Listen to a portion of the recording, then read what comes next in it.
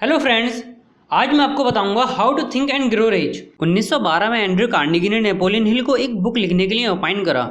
Andrew Carnegie America में उस time के सबसे बड़े इंडस्ट्रियलिस्ट में शुमार थे। उन्होंने हिल से एक सक्सेस गाइड लिखने को कहा उन लोगों के लिए जो लोग बहुत सारा पैसा कमाना चाहते हैं। बट एंड्रयू ने एक शर्त रखी कि इस सक्सेस गाइड को लिखने के लिए वो पूरे 25 साल तक रिसर्च करें। हिल ने इस शर्त को एक्सेप्ट करा और वो रिसर्च में जुट गए। अपनी 25 सालों की रिसर्च के दौरान वो अप्रॉक्सीमेटली सभी सक्सेसफुल और अमीर लोगों से मिले, जिनमें से कुछ के नाम हैं खुद एंड्रयू कार्नेगी, हेनरी फोर्ड और थॉमस एडिसन। अपनी इतनी लंबी रिसर्च के बाद हिल ने वो बुक लिखी जिसमें उन्होंने 13 स्टेप्स आउटलाइन करे अमीर बनने के लिए। उनमें से दो जो सबसे ज़्यादा इंपॉर्टेंट हैं वो हैं डिज़ायर और डिसीजन। और आज मैं आपके साथ इस वीडियो में यही दो स्टेप्स डिस्कस करूँगा। सबसे पहले हम बात करते हैं डिज़ायर की। ऑथर ने हमें डिज़ायर का मतलब बताया है किसी चीज़ की ख्वाहिश रखना या सपना देखना। हमें कभी भी सपने देखने से डरना नहीं चाहिए, क्योंकि इस दुनिया की शुरुआत से लेकर अब तक जितने भी बड़े लीडर और इन्फ्लुएंसर हुए हैं वो स्टार्टिंग में ड्रीमर ही थे।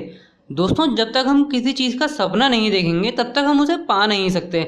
हमें सिर्फ सपना ही नहीं बल्कि बड़े सपने देखने चाहिए, क्योंकि ये बड़े सपने ही होते हैं जो हमारे अंदर की बर्निंग डिज़ायर को इंस्पायर करते हैं। दोस्तों, अभी हमने एक नया टर्म सुना, बर्निंग डिज़ायर। इस टर्म को हिल ने अपनी बुक में बहुत अच्छी तरह समझाया है।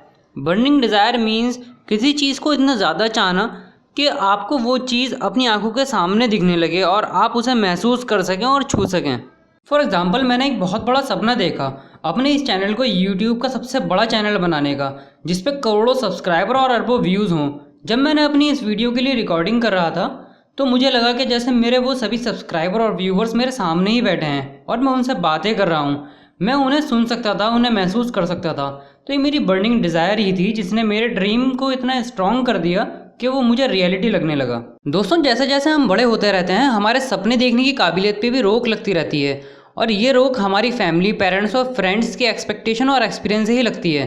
सो एज एन एडल्ट हमें ज़रूरत है दोबारा सीखने की कि सपने कैसे देखें जैसे हम बचपन में देखते थे। अपने उस सपने को ढूंढना जो आपकी बर्निंग डिज़ायर को जगा सके बहुत मुश्किल होता है। इसे ढूंढने के लिए आपको अपनी सोच में आने वाली सभी रुकावटों को हटाना पड़ेगा, जिससे आपको हेल्प मिलेगी आउट ऑफ द बॉक्स सोचने में, और आप आसानी से अपने उस सपने को ढूंढ पाएंगे। अगर आपको आउट ऑफ द बॉक्स सोचने में दिक्कत हो रही है तो इसको कुछ यूँ समझिए कि क्रिएटिविटी या इमेजिनेशन एक मसल है, जैसे कि आपके बाइसेप्स, ट्राइसेप्स, थाइज या बॉडी के किसी और हिस्से में होते हैं। और अपने मसल्स को स्ट्रॉन्ग करने के लिए आप कंसिस्टेंटली एक्सरसाइज करते हैं। ऐसे ही अपनी क्रिएटिविटी या इमेजिनेशन पावर को बढ़ाने के लिए आपको अपने काम करने का नया तरीका डिस्कवर करना होगा। ये थोड़ा अजीब लगेगा, बट ये आपकी इमेजिनेशन पावर को नए रास्ते देगा। फॉर एग्जांपल, आपको आपके बॉस ने 10 पेज टाइप करने के लिए दिए अपने लैपटॉप में। आप या तो ट्रेडिशनली सारे पेज कीबोर्ड से टाइप करेंगे, या आप चाहें तो इसी काम को नए तरीके से करने का सोच सकते हैं। बस दोस्तों, अपनी सोच को यूं ही एक्सप्लोर करते रहिए, न जाने कौन सी चिंगारी आपकी बर्निंग डिज़ायर को भड़का दे। डिज़ायर के बाद नेक्स्ट इंपॉर्टेंट स्टेप होता है डिसीजन। दोस्तों, हमें लाइफ में एक के बाद एक टफ डिसीजन लेने होते हैं, और अगर हम डिसीजन लेने में देर करते हैं तो दूसरे लोग आपके बिहाफ पे डिसीजन ले लेते हैं और वो आपको मानने पड़ते हैं। सपोज कीजिए कि आप एक कश्ती में बैठकर नदी को क्रॉस करने की कोशिश कर रहे हैं और नदी में आगे बढ़ने के लिए आपको चप्पू चलाना पड़ रहा है। तो ये चप्पू चलाने का डिसीजन ही है जो आपको आपकी मंजिल तक पहुंचाएगा। एंड इन अनदर सिचुएशन, अगर आप चप्पू चलाना रोक देते हो तो नदी आपको उल्टी दिशा में ले जाएगी।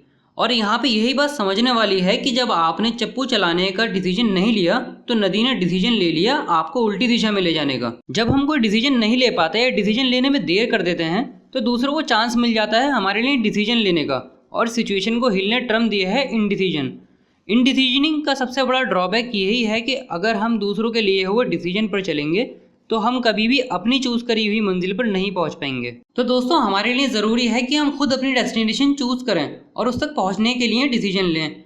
और जब हमें अपनी डेस्टिनेशन पता होती है तो हमारा लिया हुआ हर डिसीजन बिल्कुल सही होता है। ऑथर ने ये भी पॉइंट आउट करा है कि जिन लोगों को पता होता है कि उन्हें कहाँ जाना है या उनकी डेस्टिनेशन क्या है, लोग उन्हें ज़्यादा पसंद करते हैं। इसके अलावा नेपोलियन हिल ने एक और कॉन्सेप्ट को भी हाईलाइट करा है जिसे उन्होंने नाम दिया है मास्टरमाइंड ग्रुप।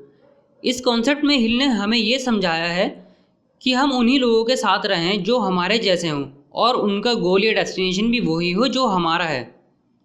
अगर आपकी मंजिल बहुत दूर हो तो एक मास्टरमाइंड ग्रुप बनाने से आप 100% श्योरिटी के साथ अपनी मंजिल तक पहुंच जाओगे। दोस्तों, ये बातें मैंने आपको नेपोलियन हिल की लिखी हुई success guide think and grow rich में से बताई हैं। हालांकि ये सक्सेस गाइड 75 साल पुरानी है, बट ये बुक आज भी उतनी ही इफेक्टिव है और शायद आने वाले 1000 साल तक भी रहेगी। अगर आप भी मेरी तरह गरीबी से उठकर बहुत रिच बनना चाहते हैं तो आप बाकी के 11 स्टेप्स भी ज़रूर पढ़ें। नीचे दी गई डिस्क्रिप्शन में लिंक पर क्लिक करके आप ये गाइड खरीद सकते हैं। दोस्तों, ये बुक वाकई में कमाल की है। आप बस इस बुक को अपना मेंटर बना लीजिए, फिर देखिए आप कहां से कहां पहुंच जाते हैं। अगर आपको मेरी ये एक्सप्लेनेशन पसंद आई तो इस वीडियो को लाइक ज़रूर कीजिए। आप इस वीडियो को शेयर कर सकते हैं अपने फ्रेंड्स के साथ और अपने मास्टरमाइंड ग्रुप में भी if you belongs to one. Also don't forget to subscribe my channel for new video every week. Till then, good bye.